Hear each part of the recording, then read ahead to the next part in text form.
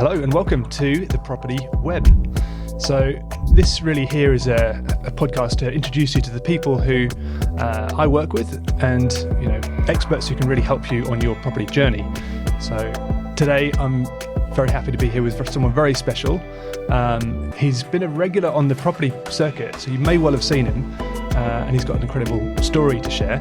So Rohit Gehlot is a property buyer's agent who's really gone from what I would say 0 to 100 or 0 to a hero in a very short space of time, and he's here to sort of tell you a little bit more about that. So Rohit, hello and welcome. Hey, thank you Tom, for having me. Absolutely, and so thanks for coming on.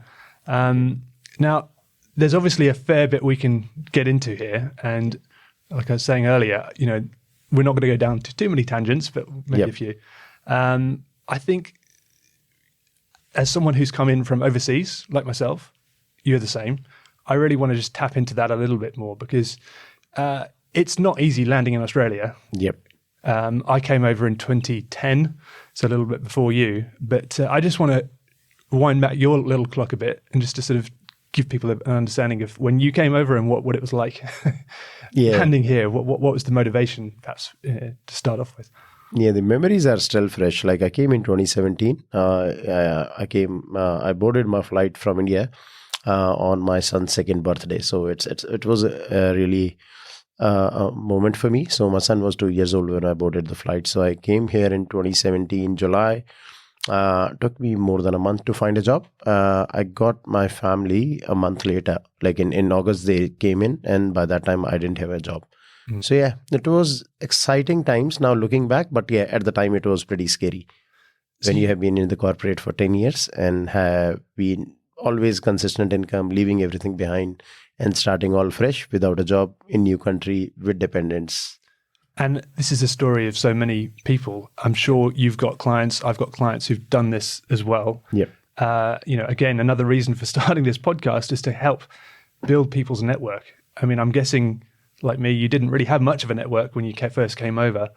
So how did you even contemplate developing that once you got this eye for property? So I had a cousin here whom I actually lived with for initial few weeks when I came here. Couldn't find a job, then got my family in and then found a job. So in terms of the network, it was pretty lean for me. I didn't know anyone other than that cousin. So, but then I had a few college friends who came to the country as a migrant. So these were, my network was pretty small at the time. But then it started forming, my network started expanding with my work colleagues. And that's how I started those get-togethers. Yeah. So the corporate life was the entry point for you. Like that a lot of correct, people, you start to build your network naturally. I mean, COVID was obviously a bit of a hit, but we won't go into that. So obviously property is a big, important motivating factor in your life now. What was that first spark for you? What led you down the property path initially? Because obviously CBA, data analytics, data engineering, a little bit different. Yep. What was it that about property that kind of lit that fuse for you? Yeah, I think it's just in the background, right? Like we as an Indian think that you always should be owning your home to live in. And that's what my initial thought was as well. It has to do everything with the upbringing. So the intention was that wherever I'm renting for the moment, but I eventually want to be living in my own home. Mm-hmm. Yeah, that was the starting point. And I'm guessing that's just a common thing. I think that kind of cuts across anyone who comes over from here or wherever. So you took that very seriously? At the time, at the time, I think I just did what I thought I needed to do, which was getting my first home to live in. I think with my first home, I have just been accidentally correct. Like it was just the right timing, but I didn't know anything about the timing back then. It just happened to be I was at the right time at the right place. So that is it. That was my first purchase of my principal place of residence. So on other podcasts, and we'll welcome anyone to go and check you out, but you're all over the place. You really go deep into that personal investing journey. Yep. And it's incredibly important for people to learn how, if that's what they want to do, that it can be done. You can buy a lot of property, and I think we won't focus too much on that. Although I will ask you, just to kind of set the scene a little, how many you actually have bought, because I think that's an incredible number. Yes. I think I'm looking forward for more, but yeah, at the moment I've got 12 properties.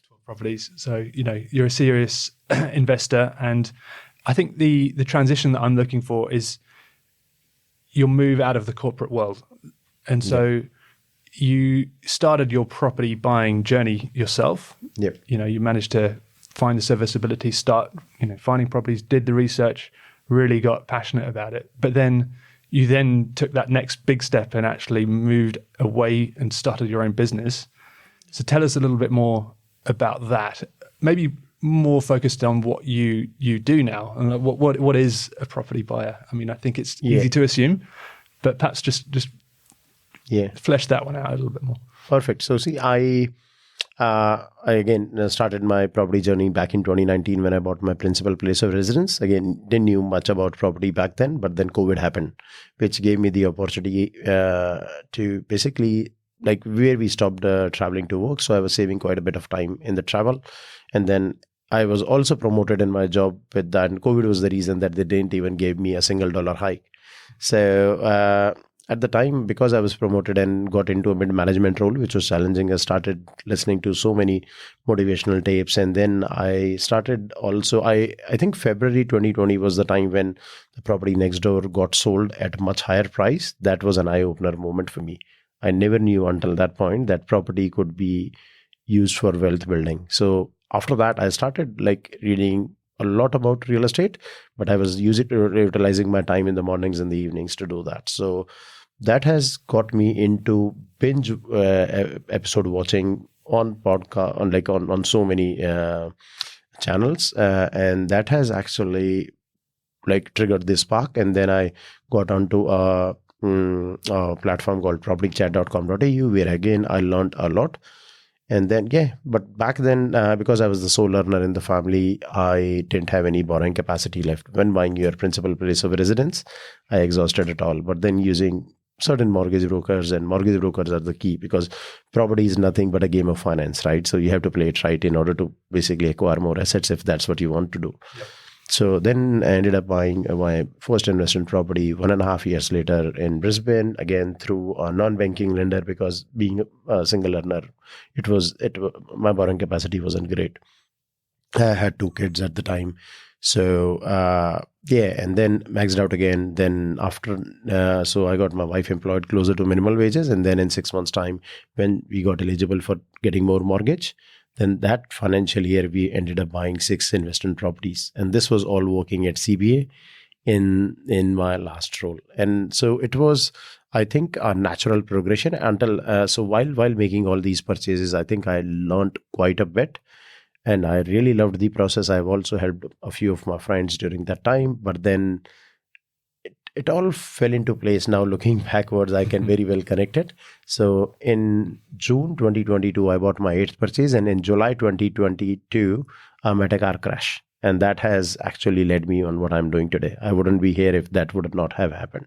So that car crash actually changed my perspective, because this was the time when interest rates rose from 2% to 6%. So my cash flow wasn't great at the time. So in the time when I bought these assets, it was good, like they were probably positive at the time. But then I got into the negative territory, which was even a bigger reason for me to be sticking to my job. But then this accident changed the complete perspective. So I met a major car crash very close to my place, and that has been a game changer. I think that has been a very I've been into a very negative state of mind for a couple of weeks, but then I started evaluating life and my choices and what I wanted to do. Because while I was building my portfolio and helping my friends, I figured out that, man, this is what I love doing. And because when I was not buying properties, I was still researching, but couldn't do anything, right? So other than helping my friends. So I really loved the process, but couldn't see myself doing it due to the limiting beliefs. But accident changed the perspective, and then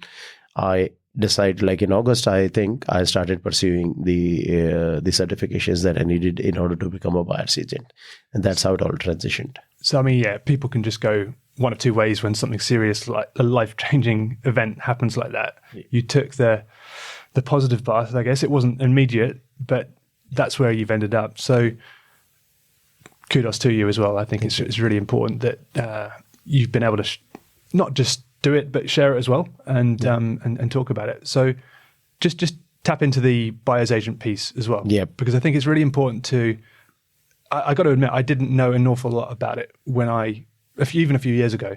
Yeah. And so I just want you to flesh that out a bit more. What do you actually do? How can you summarize how do you help people? Yeah. So see, we basically help everyday Australians build wealth through real estate investing, right? So we, as our brand name is InvestorAid, which means basically we aid real estate investors. So we don't work with owner occupiers at the moment. We are only working with investors. Mm-hmm. So we help everyday investors get into the right markets, buy the right assets, which can actually help them achieve any of their financial goals. Like these goals could be early retirement for some it could be passive income, for some it could just be generational wealth. And is there a way to sort of sum up a common client? Maybe not everyone's different, right? But Are there particular people who approach you who you kind of cluster into one big group and you can sort of summarize their underlying objectives or the type? Yeah, majority of my clients are again coming from IT and banking background because that is what my background has been all about. So they are either been my past colleagues or my past colleagues have referred them to myself, and then so it's very easy to connect with them. They basically see they want to do something which I've done again to certain. They've got different degrees until each one has got their own definition of success. So they want to achieve certain outcome, right? So majority of my clients are IT and banking professionals where they have got decent incomes, but they just don't know where and what to buy. They lack the confidence. They are very fearful of making mistakes. So they just can't be trusting, like they really can't be trusting their own decisions at that stage because they lack experience or expertise there. Yeah. Okay. So you I guess you just walk them along that path. Yes, they correct. Obviously need to get to you first and to sort of have that first conversation. That's probably a big barrier for a lot of people. Yeah. But maybe talk to us a little bit about how you support them, because it's not just you anymore. Like you've actually started to grow this business. Yeah. Talk to us a little bit about, from when you started to now, because it's not actually a long period of time, but you've done a lot in that. Yeah. So we have grown quite a bit now and still hiring people now. So because our clients are pushing us to grow, honestly, because we are getting a lot of repeat customers. Like if you buy something right for someone, then their property grows and they want to keep doing it because then they realize that there's a massive potential here. Without lifting a finger, you can make much more than your active income, which is from your salary, and much more tax efficient way. Right. So so I think as part of our process, what we usually do is, like, anyone who's interested, we just get into a phone call, and this is usually a discovery or a qualification call where we understand their preferences, their requirements, a little bit about them, and then we make sure that we are the right fit for them. So say, for example, if they're wanting to buy an apartment and their intention is their intention is to buy that as a principal place of residence, then we are not the right fit because for two reasons. First thing, we don't buy apartments. Second reason, that they are owner occupiers and we only work with investors. Mm-hmm. So this is a very important call for us to make sure that if we are taking them further along in the journey, they are the right fit. And what would you kind of tell people, perhaps initially, even before that call? Maybe tell them now. What can they do to sort of really prepare themselves for a conversation like that? And we're possibly even talking years before. What are some of the things that, if someone's got this bug of, or not even a bug of property, but they know that it's something that's down the track, how can they prepare themselves? Yeah, see, I think, as I said earlier, like, property is a game of finance, right? So they first need to see whether they're financially ready, because regardless of how much emotionally focused they are, like how much committed they are, if there is no financial readiness, they couldn't do it, right? So I think the first thing is, have you got the required deposit saved? And if you don't know how much deposit you need, speak to a mortgage broker that you work with, or basically ask us or anyone in your network to basically get you in touch with the right one. So broker can actually help you understand not just your how much deposit you need, but also how much borrowing capacity you have, so that you can understand your budget. So I think that is the first starting point for anyone. Yeah. Okay. And so they come in, they have that conversation, they kind of really work out the strategy. And I don't know if you can touch on some of those strategies. I mean, there's not just one, right? If take a client who you maybe been talking to recently, what was a strategy that's common, that's maybe people should be thinking about? Yeah.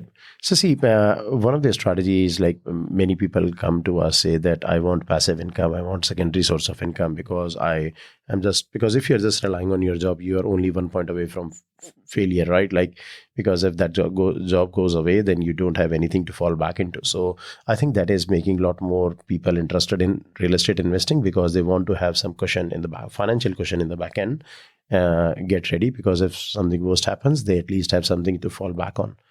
Maybe you can bring it to life. I think always with a story. Like there's sort of hundreds of people now you've really helped. It's been incredible what you've done so far.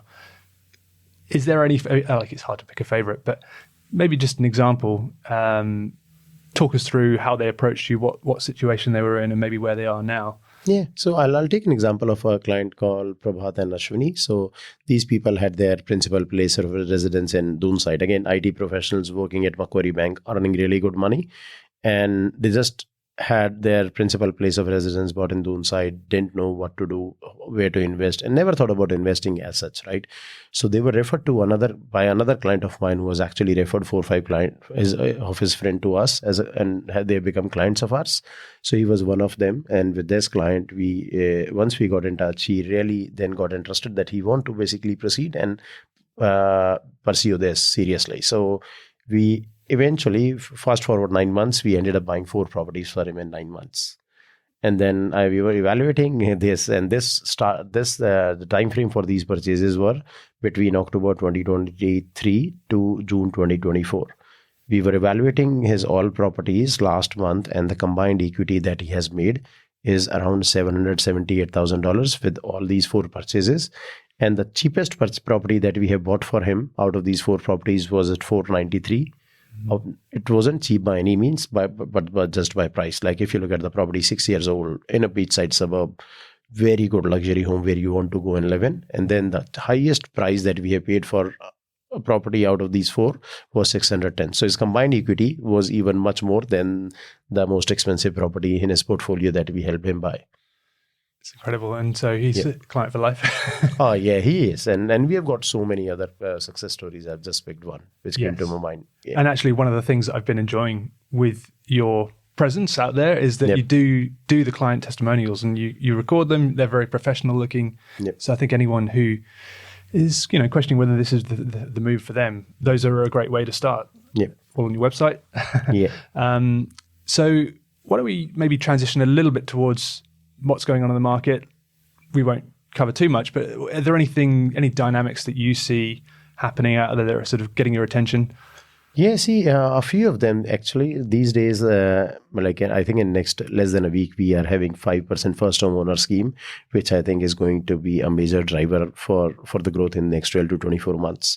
It would be very interesting to see how this all pans out, especially for the affordable markets where the property prices are still under the purchase price limits as this policy has kept for those markets. So there's different state limits by state. Yes. Obviously, New South Wales has got quite a high one, but where are you kind of thinking that might shift more than others? Is there any particular states that are getting your attention? Or? Yeah, see, I think Melbourne as a market is getting a lot of attention, and I believe because for several reasons, right? Every other market in the last 5 years has seen that COVID boom. Melbourne hasn't, and there has never been this big of a difference between Sydney and Melbourne. Sydney and every other market has moved ahead, but Melbourne has gone backwards. You are actually paying less today if you would have bought than what you would have paid in 2021 if you bought the property. So Melbourne is an interesting space to watch, and also the purchase price limits in Melbourne has been kept as part of this policy as $950, right? So, and probably 70 to 80% of Melbourne sits under that category, right? So I personally think like in next 12 to 24 months, all these markets, like not just Melbourne, but many other markets where the assets are still under these higher purchase price limits of the policy, they will start disappearing.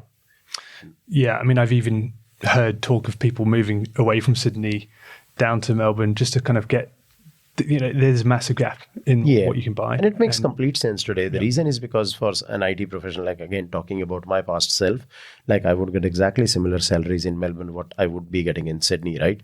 So it makes complete sense for me because Sydney for a comparable property, right? Like 40 kilometers from the city, a standard freestanding home, you could be looking at $2 million as opposed to Melbourne, you could get that up to $800,000, right? So 2.5 times difference, salaries stay the same. So it makes complete financial sense for me to move to a different city where I would be taking much lower mortgage. Yeah. It's, everyone's got to think about what's important to them, but absolutely with prices. So and affordability pushes people to certain markets. Like if there is enough demand, the economic factors of the regions are great, but then there is a big price disparity, then that will keep pushing people there. Yeah, absolutely. All right. Well, I think this is great. I think hopefully this has really given people a snapshot of you as a person, and I think there's lots of ways that they can then go into more depth. We won't have to cover them all here, but I'm interested just to see what is next for you. And I know you've got something brewing. I don't know whether you want to reveal it or not, but what is on your mind, or what's the sort of getting you excited about the next few months, few years? Anything that you want to share? I'll share my most recent purchase, right? Okay. So my whole portfolio of first 11 properties has been residential properties. So this most recent purchase has been my most exciting purchase. And I still feel excited like on the day when I got the deal until today. So this is an office purchase where we are building and expanding our business. Awesome. So we are looking to hire people locally. So we are, so as we speak, so today the fit out is getting completed. And then there are a few more things before we get into the office. But I think in next 2-3 weeks, we'll be in an office in Bella Vista. So this is, I think, an interesting, very interesting journey for us, where we are now wanting to, again, scale. And as in scale, like the target of scaling here is so that we can, rather than me being a solopreneur helping 5 people, all of us following the similar, because we have set up a fair amount of processes now. So we want to be helping larger number of people without degrading the quality. So that's what the target is. So looking to hire a few more people in the next few months. And then we'll start training them on our systems and processes so that we can actually start helping more people. That's it. So call out there. Anyone looking for a job, wants to work with Rohit, get into the property market. That's a great little plug there. Thank you. And really exciting. You're getting your own office, and I'm sure you'll be sharing that on your channels. Yep. So incredible to have you on. Why don't you just share how people can get in touch with you? Yeah, they can reach out to us. They can get to our website. They can book a discovery call if they want. So there is on the homepage, you'll find a link to book the discovery call, or you can just fill a website inquiry on contact us page of our website. So our website is www.investrate.com.au. There we go. I'll put it in the notes. Thank you. Rohit, thank you. And thanks for tuning in, everyone. And we'll see you next time. Thank you, Tom, for giving the opportunity. Thank you. Good. Thank you.